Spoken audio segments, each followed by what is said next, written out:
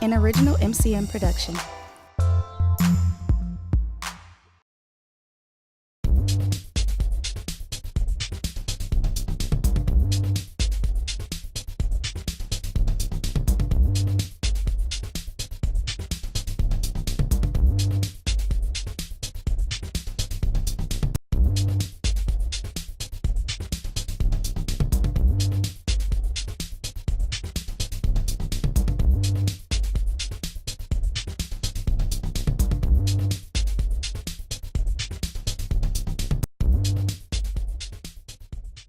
Commissioner Martinsek.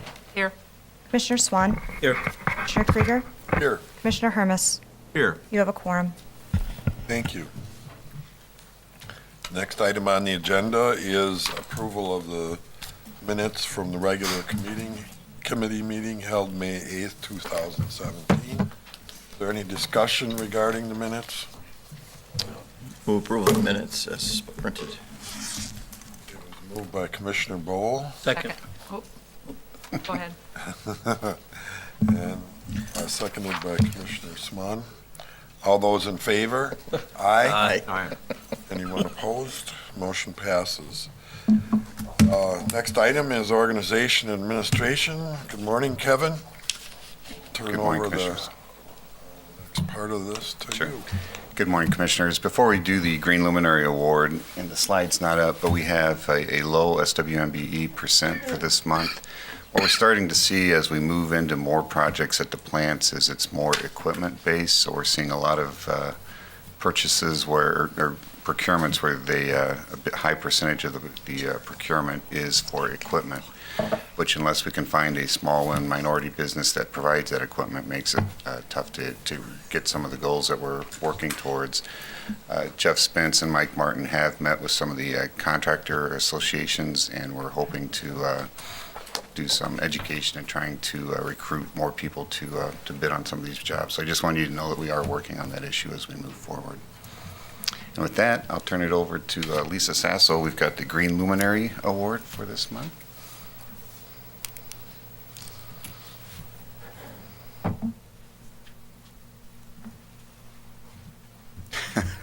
So quiet, right? Yeah. Good morning. I'm Lisa Sasso, a product manager here at PRS, and I have Jamie Fershinger here with me from Urban Ecology Center. And we would just like to applaud Urban Ecology Center. Within their 3 branches, they capture over 1 million gallons of stormwater every time it rains. And beyond just their GI work, they are very good at educating the public and have so many visitors. So we really appreciate having people like UEC in our community. And with that, we'll roll the video, please. We say it's so much life. We have 3 branches around the city. We get kids and adults outside in the natural world, focusing on the urban population. Our headquarters is in Riverside Park along the Milwaukee River. The second one is in Washington Park. And then the third one is in the Menominee Valley, which is connected to Three Bridges Park. So green infrastructure is really about making the right decisions for living on the planet. And we have green roofs. We have rain cubes or rain barrels, depending on which site you're at, that is capturing water that we can then use to irrigate. We have a ton of gardens, and those gardens are being watered largely with rainwater. And we were the first in the state to create a system as an experiment that was capturing water and using it for toilets. Every single drop of water is utilized or kept on site. We did a little math just trying to figure out how much rainwater are we actually holding, and we came up with over 1 million gallons annually at our Riverside branch alone. When we had the flood in 2010, it was unbelievable. All the systems worked.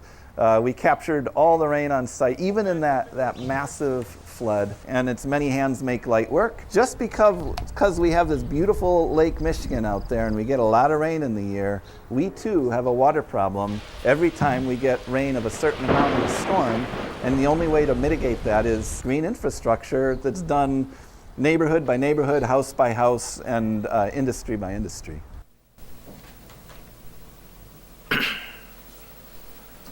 Jamie, here is your Green Luminary Award, so thank you for all your work.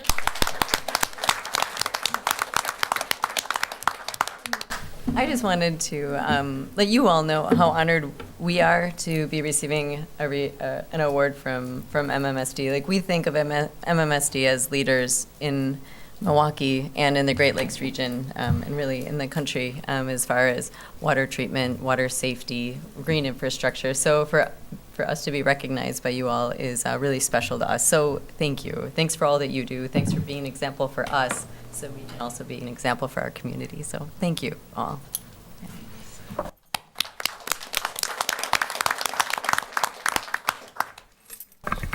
Oh, any questions?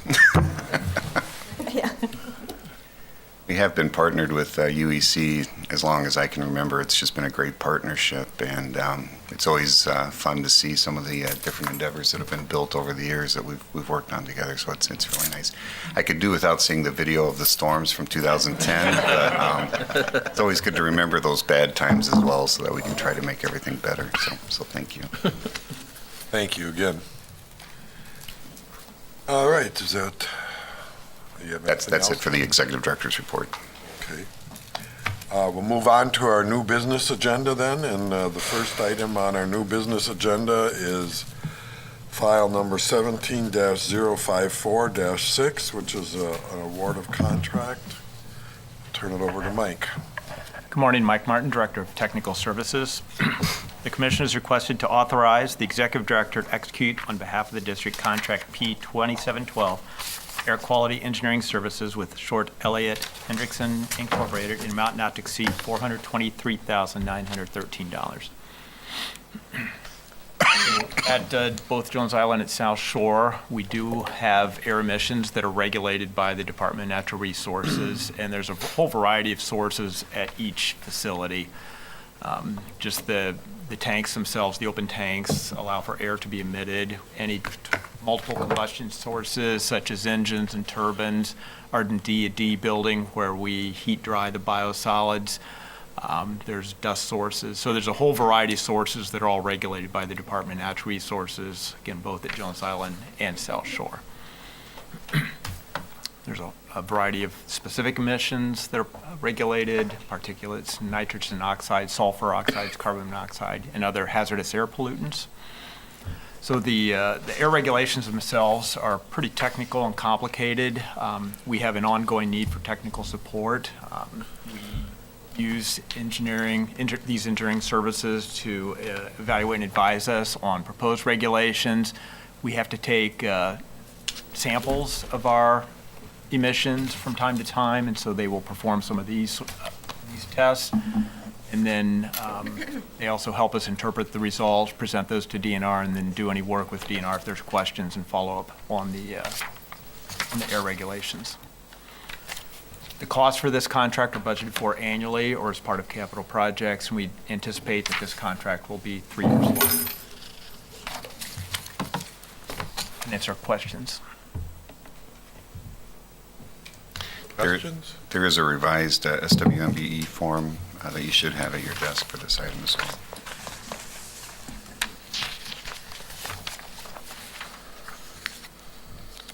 Seeing no questions, a motion would be in order. Move approval. Second. Moved by Commissioner Bowl, seconded by Martinsek. Seeing no other discussion, I'll call the vote. All those in favor? Aye. Aye. Anyone opposed? The motion passes. Thank you. Item number 2 is file number 17-055-6, which is a Conveyance Gate Rehab Phase 4 project. Michael. Commissioners requested to award and to direct the Executive Director to execute on behalf of the District Contract C98-053-C01 Conveyance Gate Rehabilitation Phase 4 project with J.F. Ahern Company in amount of $2,069,500. Further, the Commission is requested to decrease the total project cost for Project C98-053 by $359,069 for an amended total project cost of $3,008,711 and to make a corresponding change to the total project cost for Project M99001 allowance for cost and schedule changes. As you note, this is the 4th phase of a multi-phase project.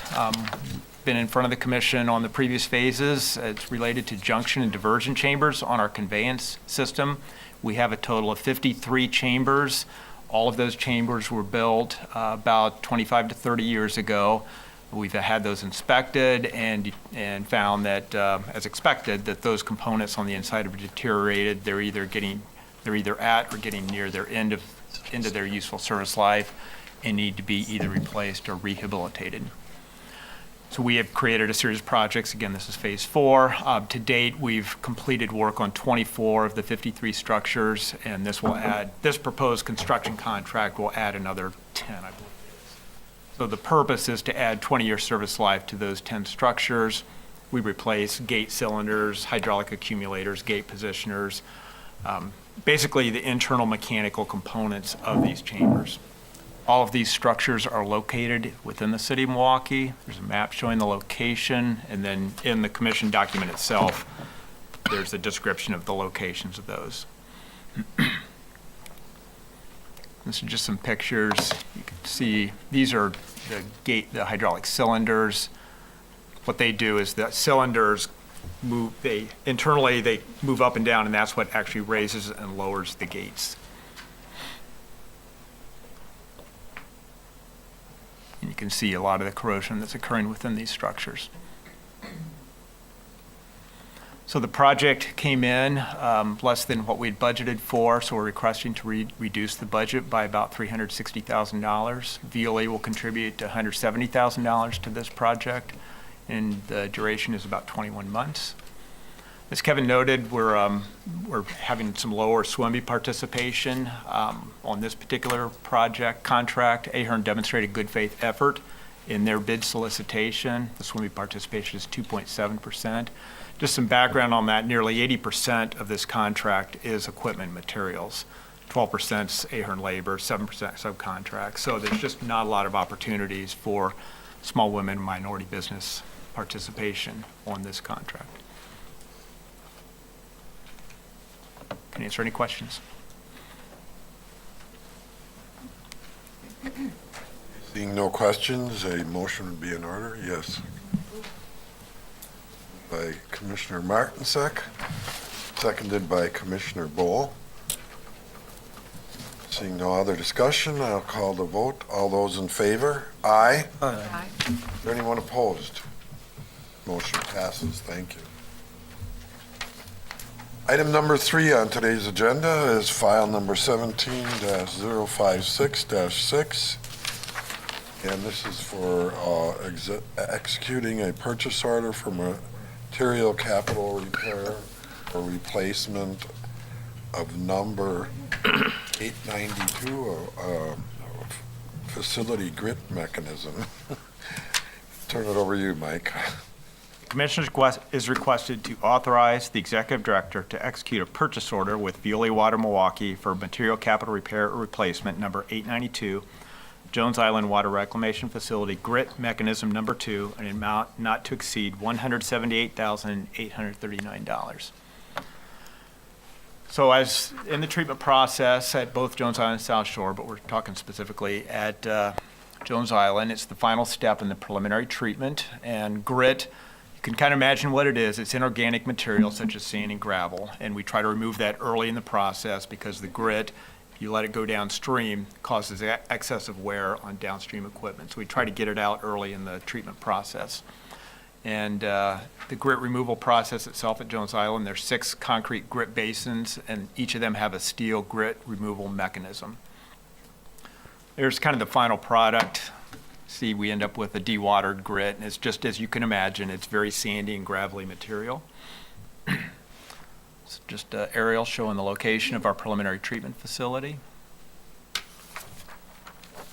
And the way the flow comes in, and then it goes through each of these, not each of them, but goes through one of the 6 grit removal mechanisms and then on to primary clarifiers.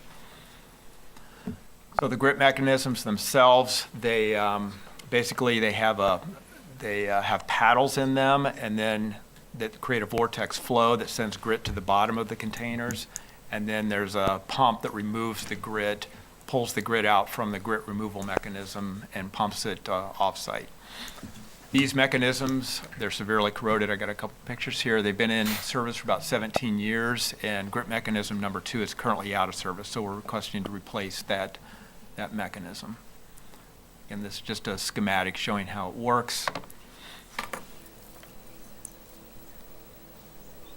Picture of the equipment. You can see the corrosion. The drive tube and paddles have physically broken. So the scope of this project is to replace the grip mechanism itself. On the bid itself, Veolia Water competitively bid this work. We had one bidder, who's Butters Fetting. The project's within budget. Again, with the low SWIMBY participation on this project, 83% of the contract is equipment. Again, so there's limited opportunity for SWIMBY participation. Veolia will make a $10,000 contribution, and they are managing and overseeing this contract. And the duration is about 4 months. Answer any questions? Any questions from commissioners? Seeing none, a motion would be in order. Second. Moved by Commissioner Bowl, seconded by Commissioner Martinsek. Seeing no other discussion, all those in favor? Aye. Aye. Is there anyone opposed? Motion passes. Thank you. Next item, item 4, file number 17-057-6, which is a Green Solutions Program projects, a variety of projects. And Karen, I'll turn it over to you. Good morning, Commissioners. I'm Karen Sands, Director of Planning, Research, and Sustainability here at the district. The Commission is requested to authorize the Executive Director to approve 7 projects, M03076P52 through P56, as well as W96001P17 and W96001P19 under the 2017 Green Solutions Program and Zoo Interchange funding in a total amount not to exceed $3,038,678. So these are projects that will support attaining our 2035 Vision Green Infrastructure goals, as well as attaining our discharge permit, or Wisconsin Pollutant Discharge Elimination System, or WPDES. And it also supports the Regional Green Infrastructure Plan here at the district. The projects, of which there are 7, will affect water quantity and water quality positively. There are 7 projects. Again, the total is a little over $3 million. These are the 7 projects listed. The first 5 are from our Green Solutions funding, and the last 2 are from Zoo Interchange funding, which is the result of an MOU that we signed with the Wisconsin Department of Transportation and Commission approved, signing that in June 2013. So I'm going to go through the 7 projects, one slide for each. The first one is called West Edgerton Avenue Bioswales. It's in the city of Greenfield, and it includes the installation of bioswales in an amount of over 179,000 gallons of capacity.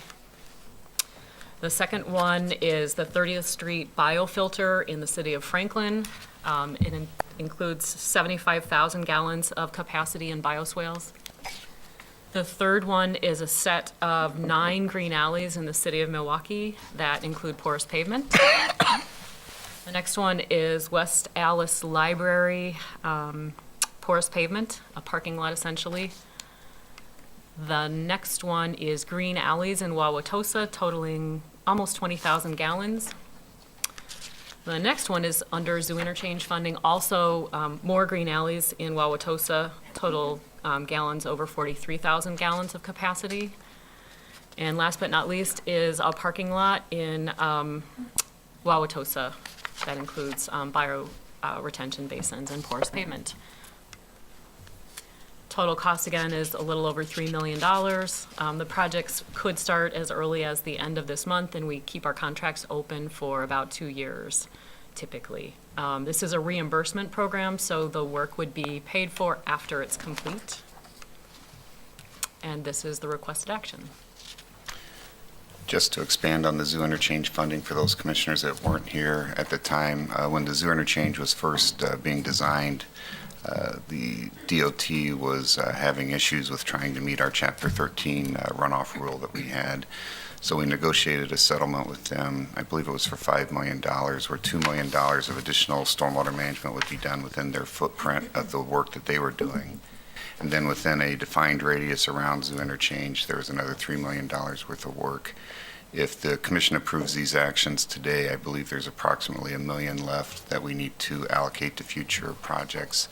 And that may be stream bank stabilization work with county parks, or it could be some more BMP work like this with some of the communities in that radius. Yes, Commissioner Martinsek. Aesthetically, I love the way those green alleys look. Do we have any idea how they're, yeah, obviously, we're doing some more. Do we have any idea how they're performing? That's a good question. I can get you more information on that because I'm not exactly sure. Now, the alleys that are proposed in Wauwatosa will have monitoring wells that will be checked. I think I got that right. It's either Milwaukee or Wauwatosa. I think it's Tosa. But I can get back to you on how well they're performing. Great, thank you. Commissioner Grambling. Thank you. Kevin, I'm sorry. Somehow I missed the dollar amount that you cited that's remaining left of the $3 million that we're funding, and I'm assuming it's the last two projects in the title that start with W that are the zoo interchange projects?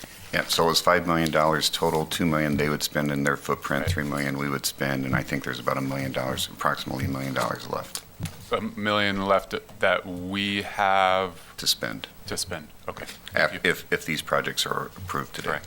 Okay. We can get that exact total too. That'd be helpful. Thank you.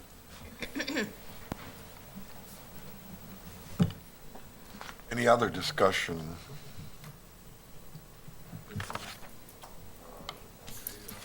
Motion for approval by Commissioner Bowl, Second. seconded by Commissioner Martinsek. Seeing no other discussion, I'll call the vote. All those in favor? Aye. Aye. Anyone opposed? Motion passes. Item 5 is file number 17-058-6, which is an amendment to some air monitoring plans at the water reclamation facilities. Karen. Good morning. The commission is requested to authorize the executive director to execute amendment number 1 to contract M01019P01, development of air monitoring plans for certain conveyance and water reclamation facilities project with Symbiont Science, Engineering, and Construction, Inc. in an amount not to exceed $102,473. So this is a project that's at the Jones Island Water Reclamation Facility. The D&D building has been in operation since 1994. The D&D, or drying and dewatering, is a very important part of the Milorganite production process, and there are 12 dryers that heat dry our biosolids. As they heat dry biosolids, they create a lot of dust in the process. Dust is generated throughout the D&D building, and it's handled by a dust collection system. We have implemented projects to protect against explosions due to dust. You know, you can imagine dust at high temperatures is an explosion risk. Since D&D was constructed in 1994, there have been 2 explosions and multiple fires. So safety improvements are really important to us, and we continue to make those safety improvements as we go forward. And staff continues to evaluate the risk and to minimize risk whenever that's possible to do so. This is just a picture of where the D&D building is on Jones Island. A little background, the original contract was approved about a year ago by the commission. The purpose was to survey the conformance to national fire protection standards and to assess the risk caused by any non-conforming conditions. So the purpose of this amendment is to refocus the project a little bit. The original purpose was focused on the air monitoring system and to add sensors to detect dust levels, but we know that there's dust throughout the building. And a couple of fires in 2016 illuminated the need for us rather to focus on getting to the root cause of the issue, to focus on the dust collection system. So these bulleted items that are in the amendment really help us refocus the project to where staff recommends it needs to go. So we need to minimize the risk associated with dust in the building, develop a model for future projects that can help us analyze the building and any future improvements that are made, minimize fugitive dust at and within the building, and again, I mentioned model for future projects. So we would do a field survey of the existing system. There would be AutoCAD drawings of the existing system made and updated, some various planning work, and then coordinating the dust operations for future testing. This is just a picture of inside the building, what we're talking about. More pictures. You can see that there's significant dust that does accumulate. More pictures of dust. So Amendment 1 would extend the timeframe of the project to August 31st, 2018. It would add the work that I showed you on the previous slide. It would increase the total project cost. I'm sorry, but that's kind of strange. The amendment would cost additional money, $102,473, but it would not increase the total project cost in our project management system. That's a little confusing there. This is a summary of the amendment that would increase the contract value by 37%. And are there any questions? Sharon? Commissioner Bowl. Karen, you went through the previous slide rather quickly. Could you just Sure. keep it on there for a moment? Yes. So just to clarify too, the contract cost is increasing, but the total project cost that includes staff labor, other items, and the contract would not increase. That was confusing how I said it. Okay, seeing no further discussion, moved by Commissioner Bowl for approval, and I will second that motion. So I'll call the vote. All those in favor? Aye. Aye. Anyone opposed? Motion passes. Our final item on the new business agenda is file number 17-059-6. This is a funding agreement for the Village of Whitefish Bay PP&I program. Good morning. The commission is requested to authorize and to direct the executive director to execute on behalf of the district funding agreement WB04 in the amount of $974,523 for work outlined in Work Plan WB04 as submitted by the Village of Whitefish Bay under Project M03044, Private Property Inflow and Infiltration Program.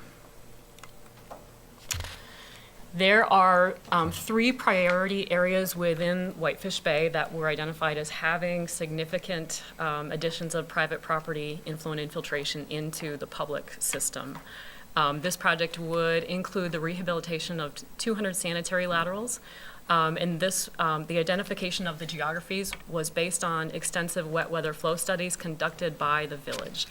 The district does not dictate where these projects are done, and so full disclosure, there are 200 sanitary laterals. One of them happens to be coincidentally my private home. So this is the project area on the southern end of Whitefish Bay, right next to the village of Shorewood. This is zooming in on the project areas. There are actually 3, again on the south side of Whitefish Bay.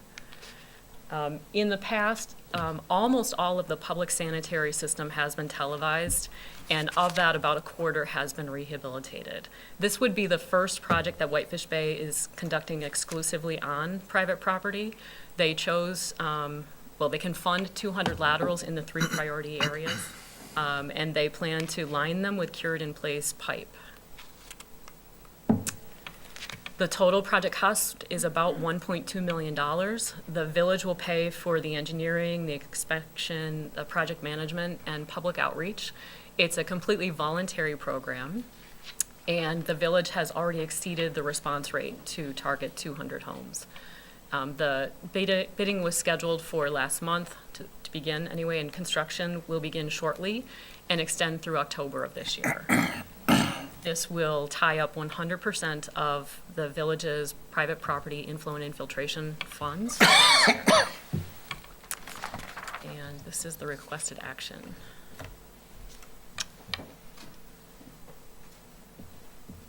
Any discussion regarding, Mr. Chairman, yes, question. Ball? Karen, do you happen to know what the rate of response has been? I don't. Just curious.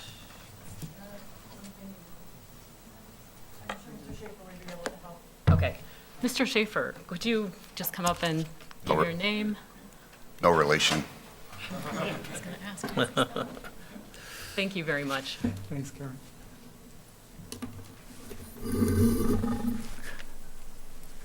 Good morning. My name is Schaefer. I was the village manager in Whitefish Bay for the last 3.5 years till May 1st, and I'm the project manager for the private property sewer lateral lining program. We received 400 applications for the program out of 700 properties that they were mailed to. Selection is based upon the televising verifying that there's a problem and the date order of the application. So Karen is covered completely, as is Mike, Martin, are both within the district to have full disclosure. And both are eligible simply by the date of their application. And they had no advance notice that any other citizen didn't have. Thank you. Does that answer your question? It does. Ms. Schaefer, just out of curiosity while we're here, was there any other outreach other than, I'm assuming you maybe did a letter and a postcard response if you were interested? Was that the attempt at outreach? We mailed letters to all 700-plus property owners in the priority areas with a complete set of background information about the program. We placed multiple notices in the village's weekly electronic newsletter, which goes to over 4,000 people. And we conducted 2 public meetings for the residents, and then we had a single one-page application. Okay. So there were additional means of outreach then? Yes. Very good. Thank you. Commissioner Martinsek. I apologize if you presented this and I missed it. What was the cost share between the property owner and the? The property owner is not being asked to contribute to the program. It's 100% funded by the village and MMSD funding.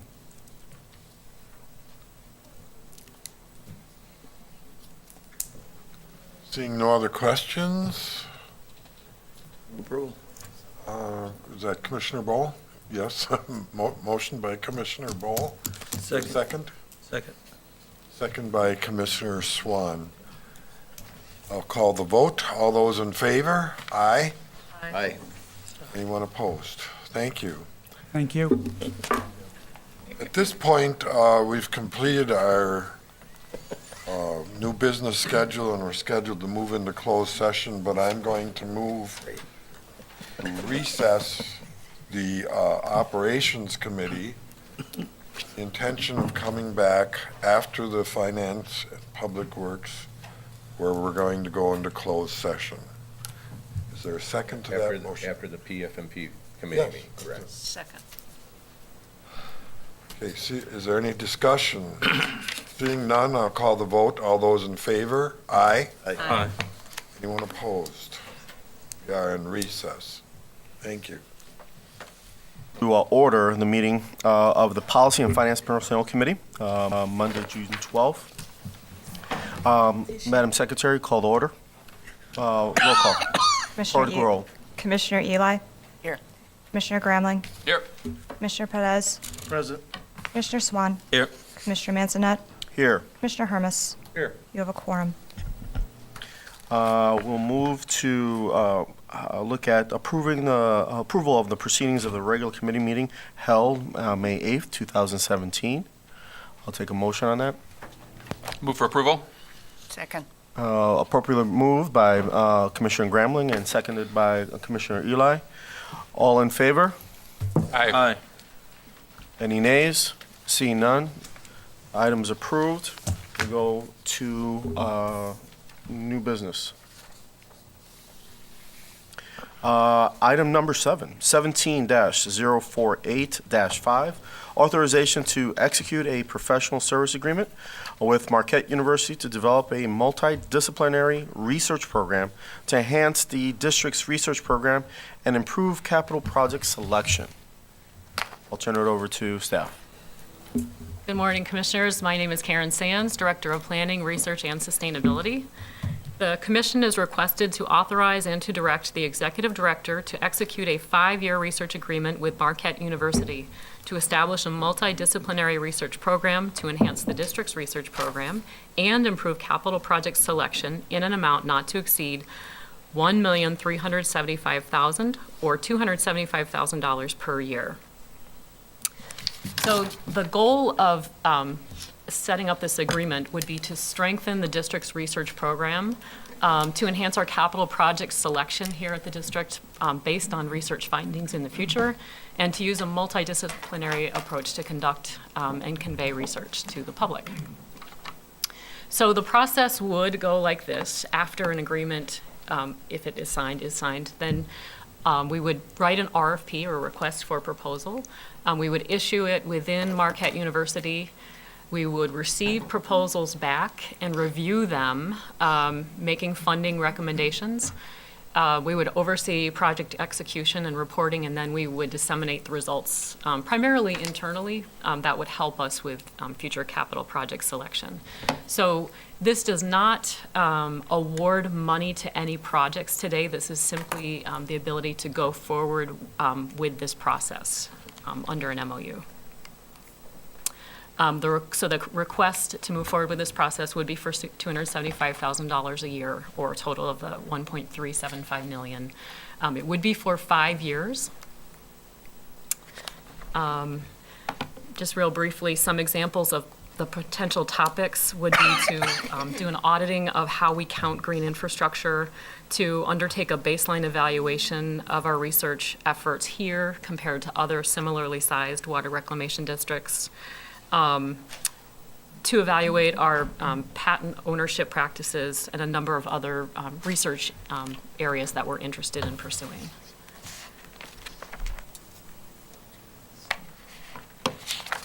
Any questions?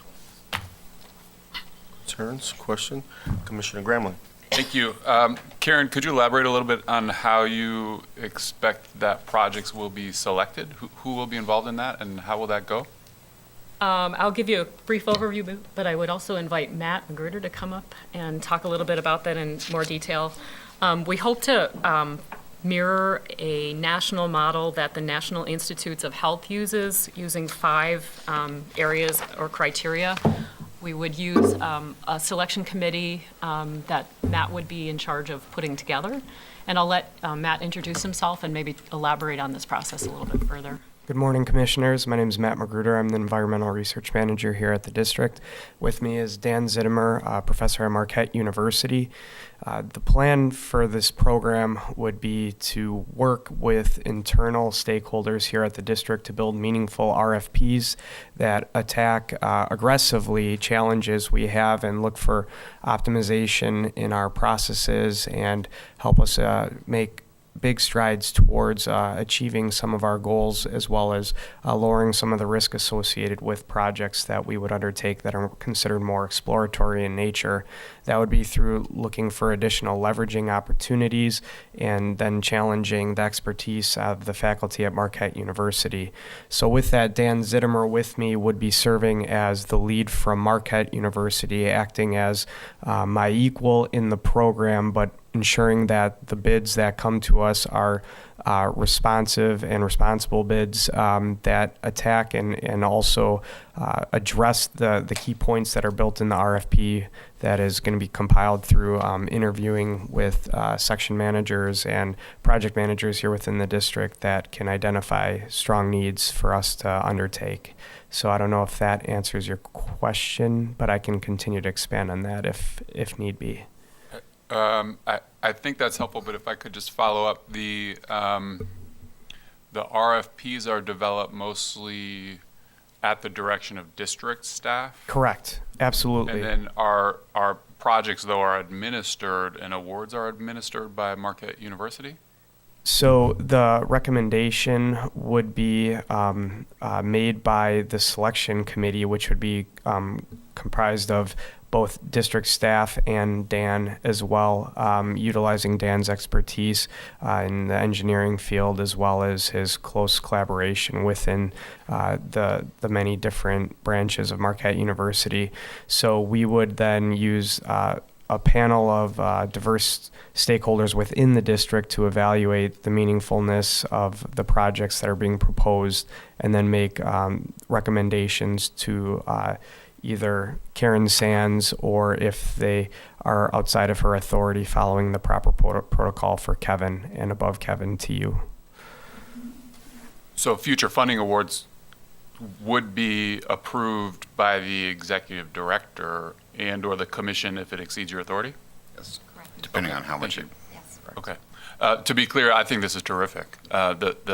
The approach to tapping into the expertise at Marquette University, Dan, your work has been incredibly helpful to the district in the past. So I see this as a wonderful next step. The arrangement is different, if I'm understanding it correctly, than past relationships, not only with Marquette, but with UWM and other academic institutions. So I just wanted to better understand the nuts and bolts of how this will work. Yeah. It wasn't clear to me until just now that actual funding awards for projects would need to be made either by Kevin or the commission. So. Correct. And just to give a better example of what it may look like is with the corridor study that you all are very familiar with that we have with the United States Geological Survey, we undertook some hard science addressing what are the causes of contamination in our sediments in terms of organic waste compounds. Found that the polycyclic aromatic hydrocarbons were the source, and we were able to then work with environmentalists, NGOs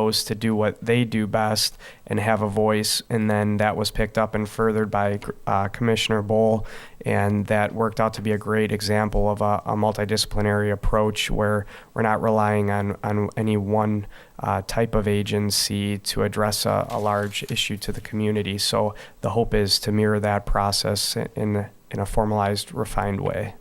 Okay. Thank you. Thank you, Mr. Chair.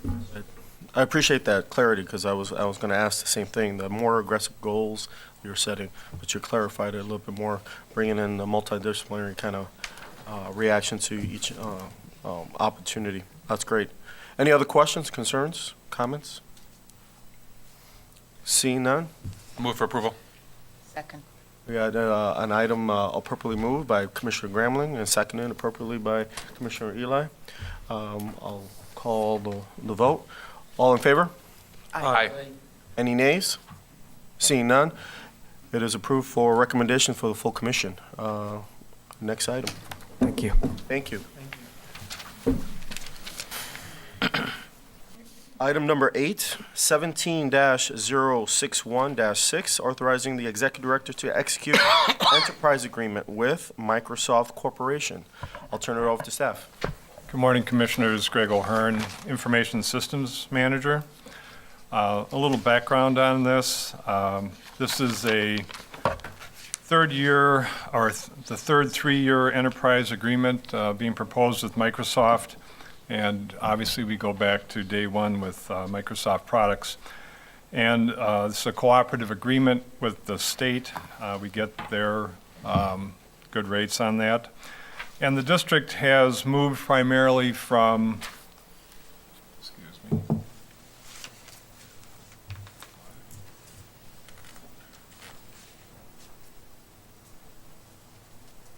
the district has moved primarily from individual licenses to cloud subscriptions and licenses for on-site software, both of those together. And this agreement includes all of the software for all of our servers, desktops, and laptop computers. The value we've realized already with this agreement to date is the government discounts I talked about. We are able to use this software because of the subscription license on desktops, laptops, and mobile devices, which means that in some cases staff have multiple devices that they work on, and the licenses the subscription covers all of those devices. Office 365 is a major subscription that is all of the Microsoft products. It includes storage in the cloud, and therefore we can access district data from anywhere that there's an internet connection. We have staff collaborating on single source documents rather than emailing them back and forth, which is much more efficient. And part of this subscription agreement includes unlimited cloud file storage, which is significant to us. And that also includes unlimited email storage. We recently just took 20 million emails that we had stored in our own on-site storage here at the district, and we moved that up into the cloud. And this freed up storage on our storage array network, and that's a costly storage device, and that will extend its life. And part of this being in the cloud adds to the resiliency of how we do things, and our email in the cloud if there was any kind of disaster. And actually yesterday we had a power outage here for multiple hours, and the IT staff were able to continue to use email because it was in the cloud and not here. There's significant security in all of this environment with the encryption of files, both in transit between here and the cloud, and as they reside in the cloud, which is more and more helpful today. And the security that the subscription we have with Microsoft is in their government-only cloud, and this includes different entities of the federal government, state, and local in the U.S., and all of the data is stored in the United States. All of the workers within that government cloud are extra analyzed by Microsoft as to clearances, and most of this meets the federal government stringent security requirements, and other than I think some of the Department of Defense, they're still working on some of those requirements, but it is extra and good security. Things that we are working on currently, and we're not 100% there, Skype for Business. This is other things that we are looking to start to use for online meetings, and the big thing here is that it's replaced other more costly services both in telephone services and in software, and we're now starting to eliminate that and swap this out. And this will allow meetings for up to 250 participants.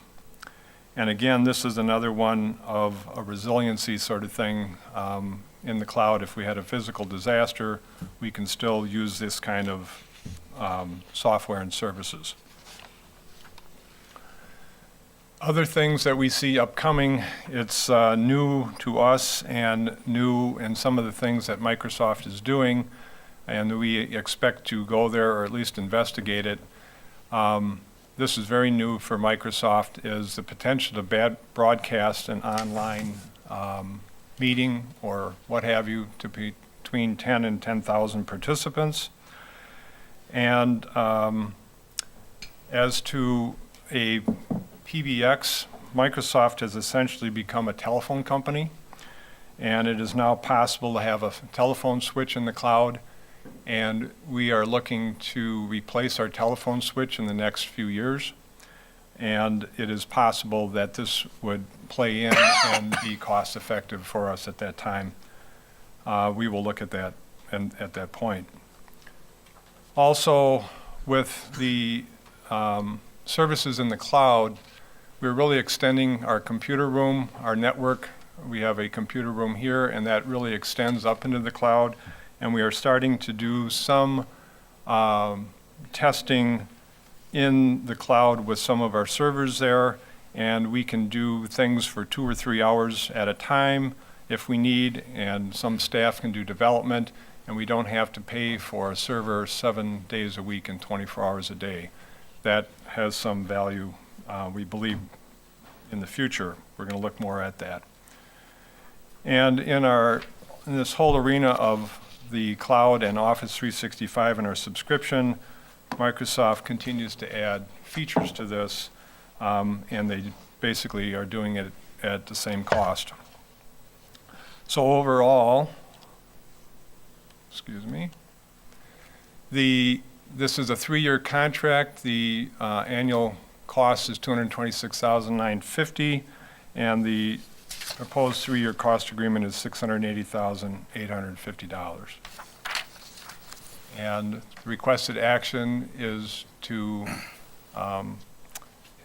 authorize the executive director to sign said agreement. Any questions? Questions? Problems? Concerns? Seeing none? Question? I have one Commissioner Eli. question. Unless I'm reading this incorrectly, the resolution in our packet had a different amount for the total 3-year agreement. There's a hard copy. I'm sorry. Yep. Yeah. We did, and we Those are apologize, adjustments. we did have to change that, and we decided to pass it I'm on sorry, I before. didn't see that. There was a slight change in that. We've been working with Microsoft for about 2 months on this, and as of last week, they had us review something, and we had to modify a license last week, and that was the cost difference. Good, thank you. Okay. Seeing no further questions, I'll take a motion. Got a motion by Commissioner Swan and appropriately seconded by Commissioner Perez. I'll call the vote. All those in favor? Aye. Any nays? Seeing none, the item is approved for recommendation to the full commission. Item number 9, 17-062-6, revision of commission policy 1-77.35, compensation policy. I'll turn it over to staff. Good morning, Candace Richards, Human Resources Manager. A couple of months ago, you approved a compensation structure for employees here at the district, one plan for all employees. So these policy updates pretty much eliminates the previous 3 structures that we had in place for formally represented, administrative, clerical, and management and professional. Other changes include bringing all employees under one annual performance evaluation system. So basically, it's a cleanup of the policy at this time, so requesting your approval. Any questions on this item? Concerns? Seeing none, I'll entertain a motion for approval.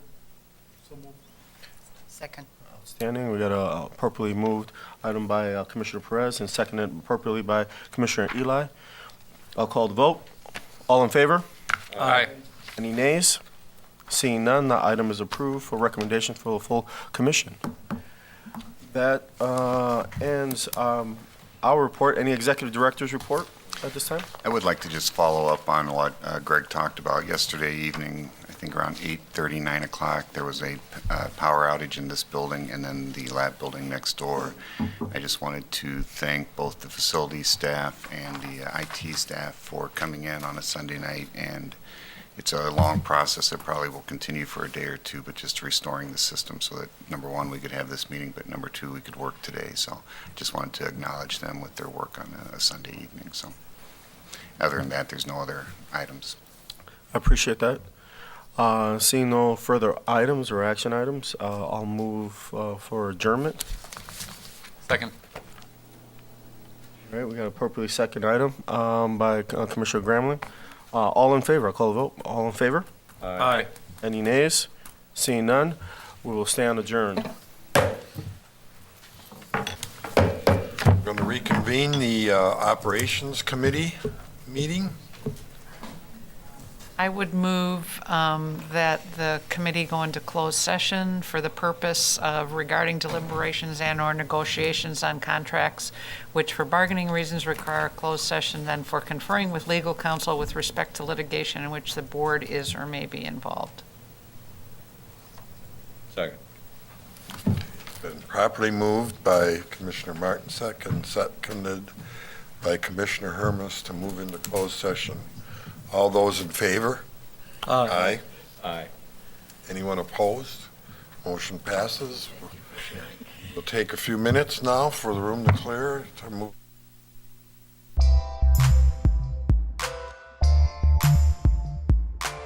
An MCM production.